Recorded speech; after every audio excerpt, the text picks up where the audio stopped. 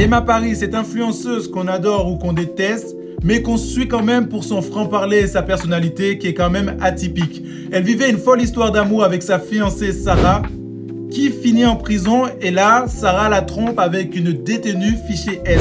Oui, tu as bien entendu, fiché S. Donc, c'est-à-dire radicalisation et tout le bordel qui s'ensuit. Franchement, quand j'ai vu cette histoire-là en 2024, j'ai été choqué, mais en vérité de vérité, pas tant que ça. Parce que ça montre tout ce qui cloche sur tous les réseaux sociaux, ça nous vend du rêve, ça ignore les red flags et quand ça pète parce qu'il faut vraiment avoir les bagages solides, il faut vraiment être fort mentalement pour pouvoir tenir quelque chose comme ça. Je vais vous raconter l'histoire chrono par chrono, donc accrochez-vous bien, allez prendre des popcorns et surtout des popcorns salés, on veut pas de sucré ici. Et c'est parti mon pote. Attends. Non, abonne-toi avant parce que je crois que t'es pas abonné. Emma Paris, pour ceux qui débarquent, c'est une influenceuse belge qui vivait en France. Elle a explosé sur Snapchat et TikTok et au top de sa carrière, elle avait plus de 500 000 abonnés. Elle faisait des lives de fou où elle parlait vraiment, elle balançait tout sans filtre. Que ce soit sa vie, ses galères, ses relations, l'argent, le sexe et rien, il n'y avait pas de tabou clairement. Et moi, j'aimais ce petit côté naturel, authentique chez elle, qui changeait un petit peu des autres influenceuses, qui te montraient que les belles choses, ça semblait trop fake les autres. Personnellement, je trouve que les autres influenceuses ou les autres influenceurs, ça fait un peu trop fake. Elle vient d'un milieu pas facile et elle en parle souvent. Et ça, je pense que c'est ça qui a aidé à ce que la communauté puisse autant l'aimer et la soutenir. Bon, on va parler de ce qui vous intéresse vraiment, son histoire d'amour avec Sarah. Donc, en 2023, elle rencontre Sarah en ligne. Très vite, c'est la passion totale. Emma la présente comme la femme de sa vie. Bien sûr, ça fait des lives à deux, ça fait des posts romantiques, des projets de mariage, même d'enfants et de maison. Et tout le monde est encore à chaque fois couple goal. Et vous allez voir qu'à chaque fois avec Peterson, dès qu'il y a un couple goal, c'est qu'il y a but et que ça marche pas, t'as perdu, il y a but. Oui, même moi à l'époque, je regardais ça et je me disais, ah ouais, c'est beau, enfin une histoire vraie. Mais déjà là, avec le recul, il y avait quand même des signaux qui pouvaient prétendre que ça allait mal se passer. Sarah avait un gros passé judiciaire et Emma, elle minimisait tout. Moi, je pense que quand une personne a un lourd passé, il faut pas fermer les yeux en mode ouais, je l'aime, ça va passer. Non, il faut vraiment, soit tu soutiens la personne et à ce moment-là, tu avances vraiment avec cette personne-là parce que son passé là, quoi qu'il arrive, si vous en parlez pas ou si vous faites pas quelque chose pour que ce passé soit vraiment mis de côté, pas juste on n'en parle pas, mais vous en parlez, vous essayez de faire quelque chose de concret. Sinon, ce passé là, il va te revenir à la tête comme un boomerang, mon pote, et là, tu vas douiller.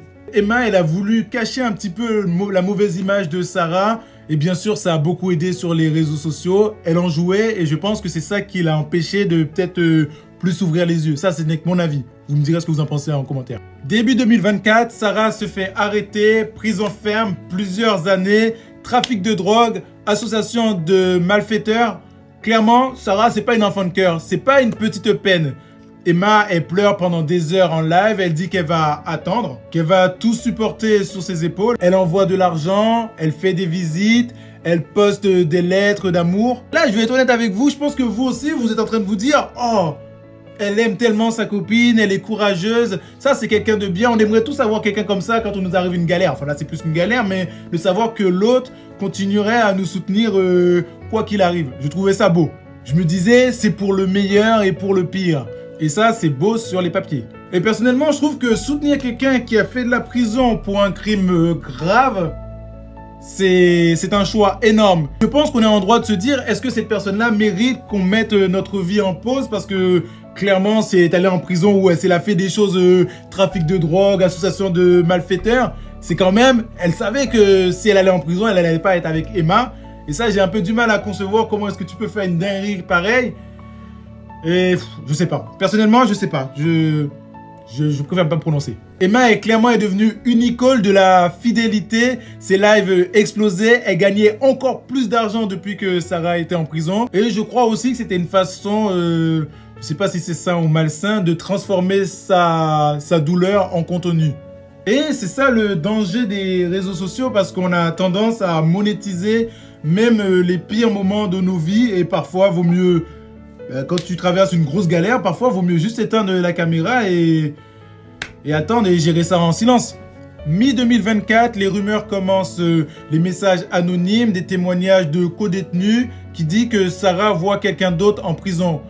Emma, elle nie tout en bloc. Elle défend Sarah coûte que coûte, mais on sent qu'elle commence à craquer de plus en plus au moment des lives parce que ces lives deviennent de plus en plus sombres. Elle pose des questions étranges. Et là, moi, personnellement, j'étais un peu un fan d'Emma.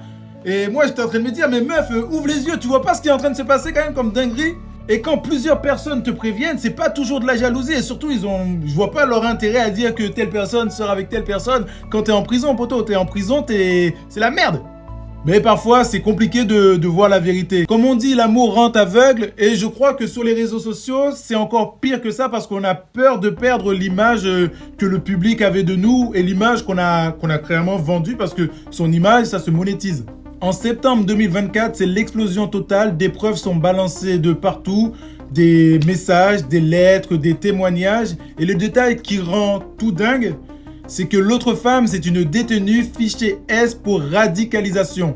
Oui, vous avez bien entendu. Il s'agit d'une personne surveillée qui est impliquée dans des affaires graves. J'ai bien dit grave. Sarah, elle parle d'avenir avec l'autre fichier S et traite Emma juste comme une utilisatrice. Emma, elle fait un live légendaire où elle lit tout, elle pleure, elle hurle. Et franchement, ce live, je pense que ça a mis énormément de personnes mal à l'aise et beaucoup de personnes ont eu le cœur brisé par ce live. Et je me suis dit, comment est-ce qu'on peut en arriver à là quand même? C'est une dinguerie.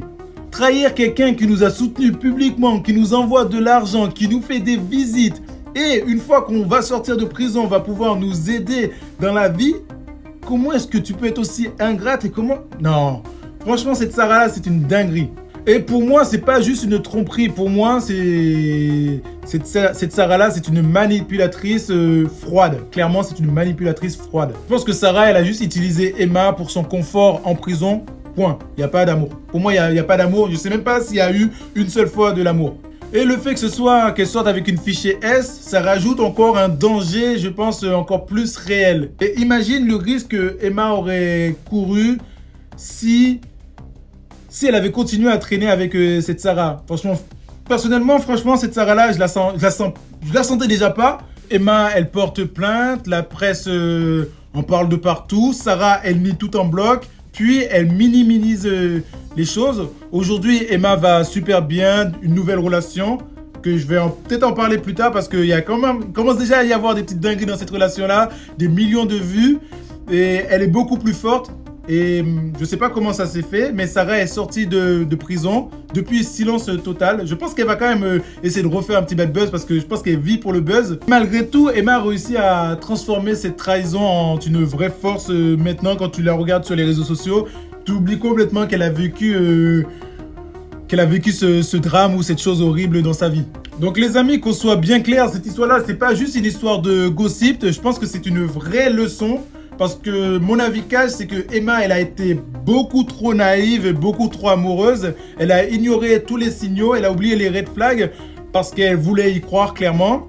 Et du côté de Sarah, personnellement, encore ce n'est que mon avis, c'est une manipulatrice. C'est tout, rien de plus. Et le vrai message que j'ai envie de faire passer, c'est que sur les réseaux sociaux, on nous vend énormément de rêves, mais la vraie vie, c'est pas ça, mon pote. S'il te plaît, fais attention à qui tu donnes ton cœur, fais attention à qui tu accordes ta confiance, parce que c'est pas parce que tu as confiance à 100%, c'est pas parce que tu dis, tiens, cette personne-là, elle m'aime, je l'aime, que si elle a un vécu, elle a eu une vie difficile, où il y a des gens qui te disent des choses...